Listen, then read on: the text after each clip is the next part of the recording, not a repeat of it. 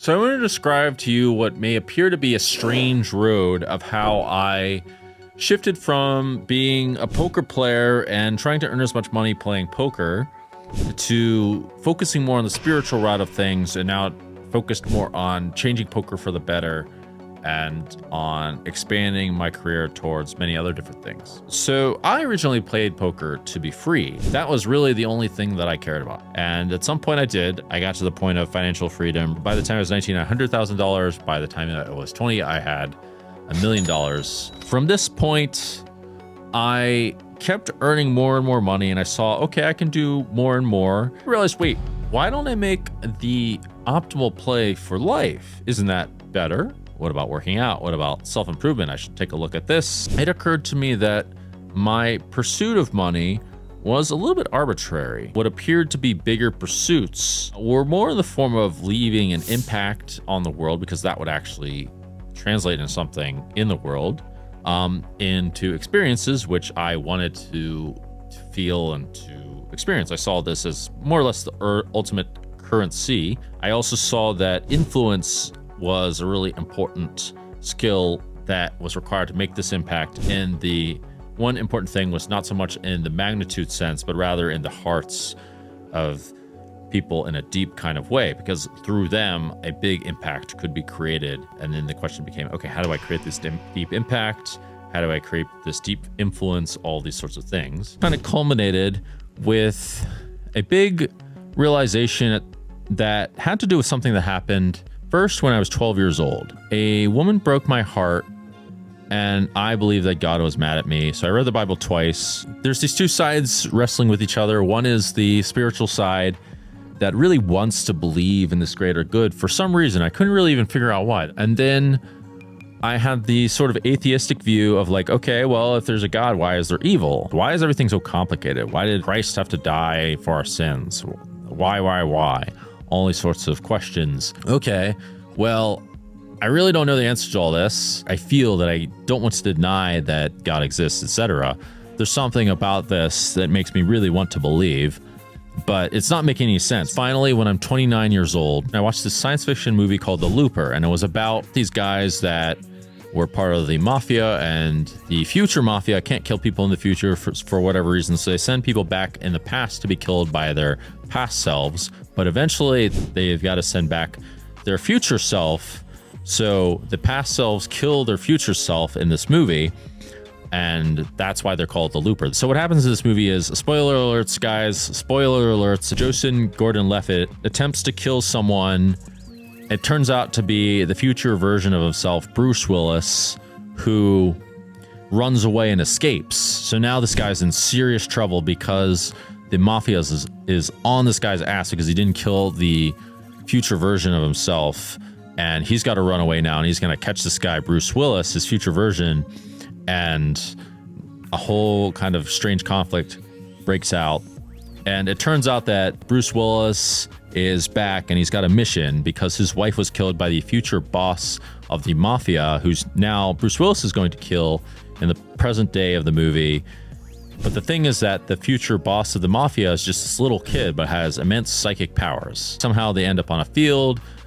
Joseph Gordon-Levitt is looking out. He's got a gun, but he's quite far away.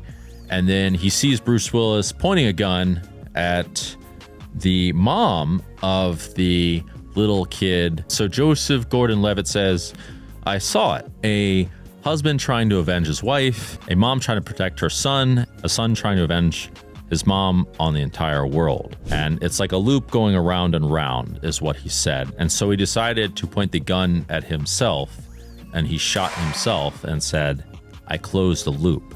And so it hit me in this moment that literally, when we consider what was optimal for the sake of the world and parabolically beneficial, was that Christ died in order for the world to be saved. I didn't get to that conclusion by reading a book or having someone else tell me it. I got to this conclusion by just thinking through things through this movie. All of a sudden, there's this major point where spirituality unites with logic. You could say it was kind of a symbolic form of communication. This act by this guy, this actor, Joseph Gordon-Levitt, where he shoots himself to end these large conflicts. And you can view this as a form of communication on a symbolic level of like, this is the way to end conflict. Following this, I asked my mind the question, why was it not said?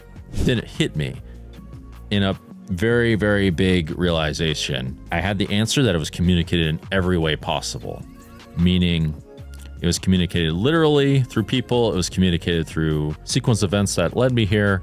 It was communicated through many of the forms of kindness that various different people had shown towards me in my lives, or towards others, or in movies, or music, you name it. And this literally blew my mind, and it became very, very clear, at least in this moment, a new purpose in life that made loads of sense to optimize myself towards, you can say, or use that kind of language. And that would be towards, you can say, parabolic positive effect, and ideally making the world as efficient as possible. And so I reread the New Testament, and with every single word that he said, it all made sense to me. I could see with my reason that the actions that he suggested would be for the sake of the quote-unquote world to come. What is the world to come? The removal of all conflict and a removal of any bad experiences. It became clear what a true objective would have been for myself if I am to keep expanding in the same direction as I am. Not in terms of just making money, in terms of making influence, and in terms of creating more positive impact, and in terms of creating a lasting impact, that the best possible conclusion would be to try to make Christ's vision reality of a heaven on earth. It looked like spirituality is more of a long-term game, a super long-term game, at least in this particular context of how Christianity applies, in comparison to even things like business, where even in business, people are starting to get around to this idea of more and more morality being the optimal way of doing business, on the whole anyways, if there is a greater than zero-sum game that continues on for infinity anyway. If you want to learn how to crush and you want to have the community to help you to get there, join the Jungleverse now. We've got many of the tools and many of the links towards the best stuff that's out there in the poker market. And I'm committed to helping you guys become real champions of the game and make your dreams come true, getting you that financial freedom. That's my goal for you all. Join here. I'm helping us all work together to make a better future for everyone.